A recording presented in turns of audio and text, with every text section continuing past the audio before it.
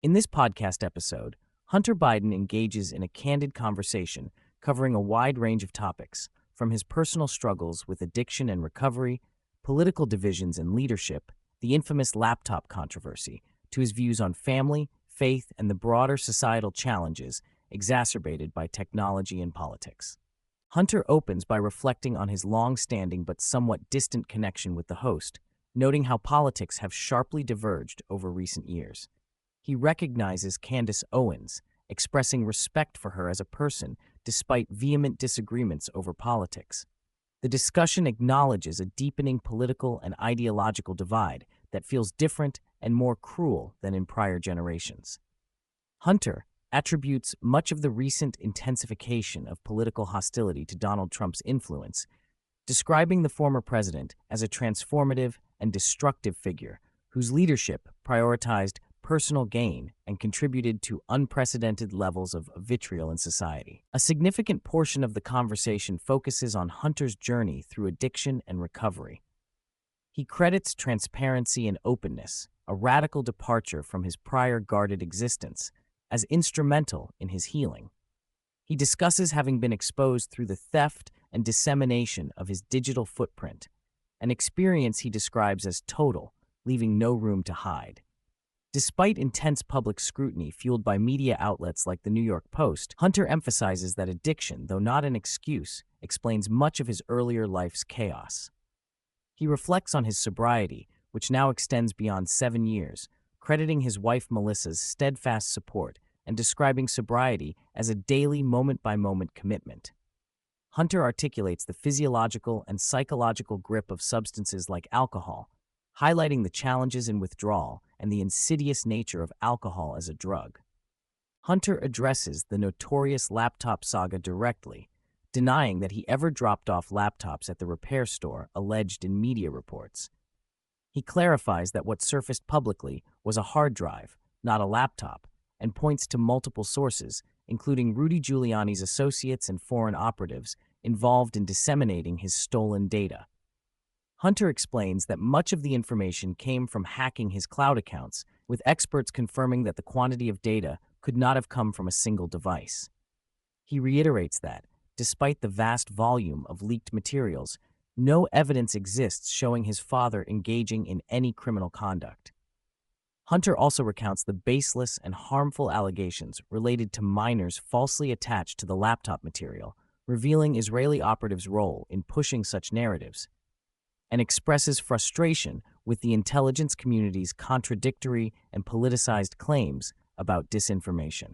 Hunter and the host discuss the polarization intensified by new media and social platforms, citing a Facebook whistleblower's warnings about the platform's role in fueling teenage mental health crises and societal division.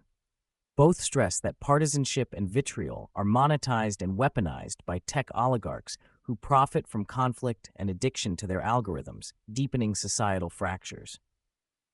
Hunter warns that this division is an engineered tool rather than an organic social development. Hunter laments the current state of Washington and political leadership marked by oligarchy and self-interest.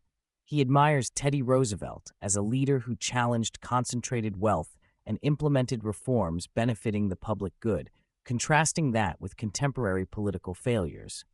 He calls out prominent politicians' acceptance of insider trading and corruption, contrasting that with his father's personal ethics, evidenced by Biden Sr.'s avoidance of stock trading for decades. Hunter critiques Donald Trump's blatant profiteering from office and symbolic importance as a destructive force beyond being merely symptomatic of systemic issues.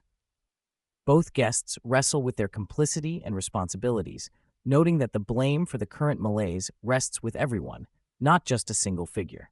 Despite profound disagreements with Candace Owens, Hunter recounts sitting down with her for conversations grounded in shared humanity, particularly stemming from experiences with addiction in their families. He champions human connection over political tribalism and expresses hope for transcendence beyond rigid, partisan labels. Hunter emphasizes liking people for their character and convictions, regardless of political alignment, and calls for examining one's own role rather than demonizing others. Hunter reflects on the toll addiction and public scrutiny took on his family, including his absence from his children during crucial periods and the death of his brother Beau. He details the violent harassment his pregnant wife endured, the loss of privacy, and the emotional weight borne by his family amid relentless public exposure. The story of meeting and marrying his wife Melissa is told as a miraculous turning point, depicting her as a warrior who helped him navigate detoxification and recovery, nursing him back from near death during alcohol withdrawal. Hunter credits her intuitive care and his children's presence as motivations for his survival. Hunter gives a detailed explanation of the unique dangers of alcohol addiction, distinguishing it from other substances like cocaine. He describes how alcohol alters brain chemistry, creating an overwhelming physiological and psychological dependence.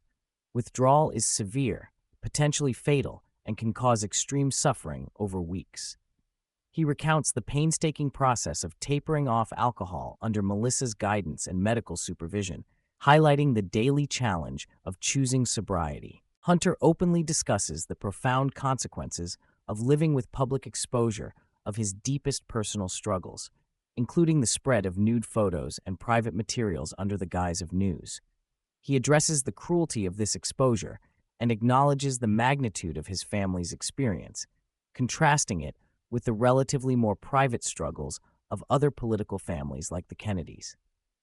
Despite these trials, he embraces radical honesty as a path to healing. Hunter shares his concerns about the rapid rise of artificial intelligence, raising ethical questions about ownership, control, and the societal impact of technology concentrated in a few hands. He asserts that human-created knowledge and culture underpin AI and stresses that such advancements belong to all humanity, warning against monopolization by a handful of wealthy technocrats. Discussion delves into the precarious state of leadership guiding this transformation, the need for responsibility, and the potential for AI to catalyze an unprecedented leap in human evolution amid real dangers. Both guests express skepticism about achievable political change through traditional means, noting that voting for different leaders, from Trump to Democratic candidates, often yields similar systemic outcomes. They frame many problems as personal and societal rather than purely political, emphasizing the need for change that begins with individuals' hearts and behaviors rather than relying on electoral victories. Hunter embraces an ethos of humility and self-reflection, urging people to look inward as a first step toward societal healing. Hunter highlights the importance of service to others in sustaining long-term recovery from addiction. He speaks about creating spaces for others in recovery to share their stories anonymously through his initiative 1000biden.com/recovery, fostering connection that was crucial to his own healing. Helping others is portrayed as simultaneously altruistic and self-sustaining, a cornerstone of the recovery process. Faith emerges as a critical theme throughout the interview. Hunter describes a deep, evolving relationship with a universal God defined by connection rather than distance or separation. His spirituality is grounded in the conviction that love and honesty, born through suffering and humility, offer redemption and peace. He invokes religious parables and Gnostic texts to illustrate wisdom attained through suffering and the importance of empathy over judgment.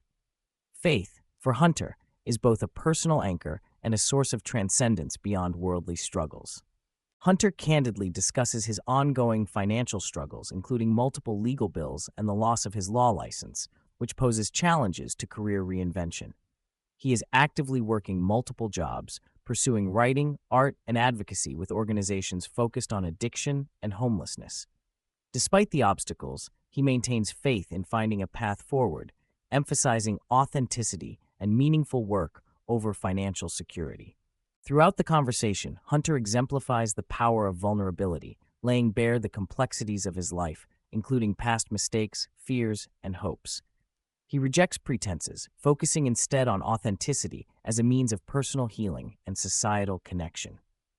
By advocating for honest conversations bridging divides, Hunter models a path toward mutual understanding amid a fractured political and cultural landscape.